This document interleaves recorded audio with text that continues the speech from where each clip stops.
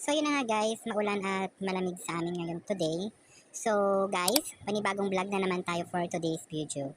Welcome everyone sa aking channel. Guess what guys, alam nyo ba? Familiar ba kayo sa prutas na santol or cotton fruit? Alam nyo ba na hindi lamang ito basta prutas? Pwede rin pala itong maging ulam. So yun na nga guys, samahan nyo akong lutuin ang ginataang santol or sinantolan.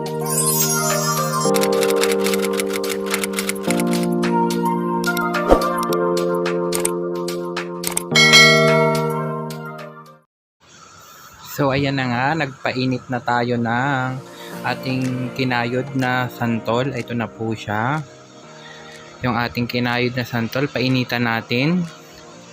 Kasi pipigain po natin siya mamaya para mawala yung kanyang asim. So ito naman po yung ating niyog na binaak na. Kasi maya-maya kakayurin na natin siya. At ito po yung gagamitin nating panggata sa ating binalawan at santol.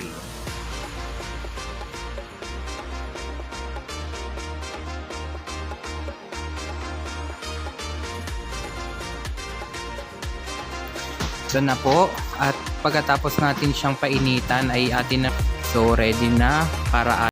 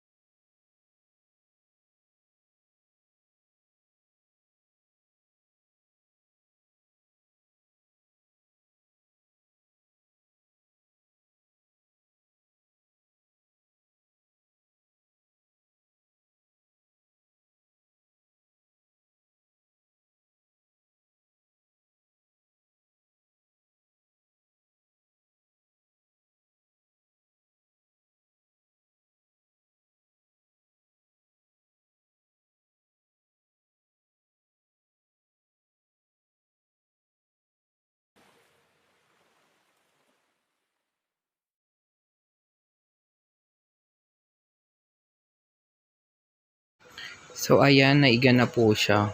Ayan. Wala na yung sabaw na gata. And then, so, ayan guys, a few minutes ay naiga na rin siya after so many years. So ito guys, ilalagay na natin yung lipotok. Ayan yung gata ng niyog. Yan yung kaunahan po. Ilagay na natin lahat. Todo na natin, kagaya ng pagmamahal natin sa mga ex natin. Nilagay na natin lahat yung gata. Ayan. Para masarap. So, ayan guys. Nilagyan na natin ng asin. Nirikaduhan na po natin siya. Lagyan na natin ng asin. Depende kung ano yung panlasa ninyo. Depende sa inyo kung gusto niyo maraming asin. Pero huwag niyo naman pong kaalatan. So, ayan. Nilagyan din natin siya ng paminta or pepper. Depende rin sa inyo kung gusto niyo marami yan. Para maanghang na maanghang. Ayan, pakuluin po natin siya. Ayan, after natin, lagyan naman natin yan ng siling green. Nilagyan ko naman siya ng siling green. Ni-chop-chop ko lang siya. Para lumasa po yung anghang niya.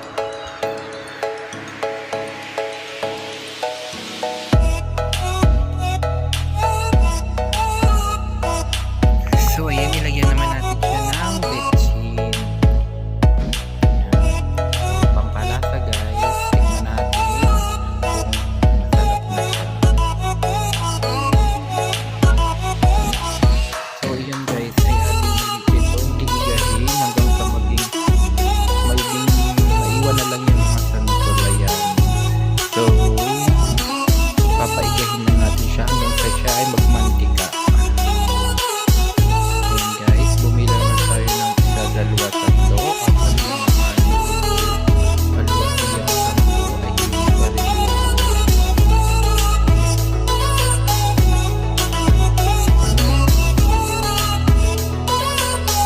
Pero hindi mawawala ang balaw.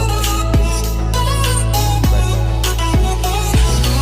So ayan guys, nilagyan pa natin siya ng isang balaw para dalawang balaw na siya kasi malungkot ako ng isa kaya ginawa.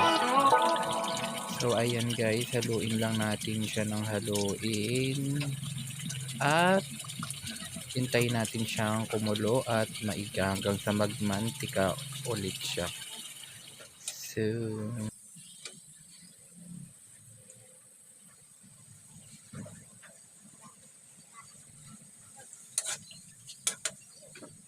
So ayan guys, makalipas ang ilang taon, ayan na, naiga na siya, ayan, pwede na siya kasi nag-o-oil na siya, maluluto na siya, ayan. So ayan guys, ito yung ating finished product ng sinantolan.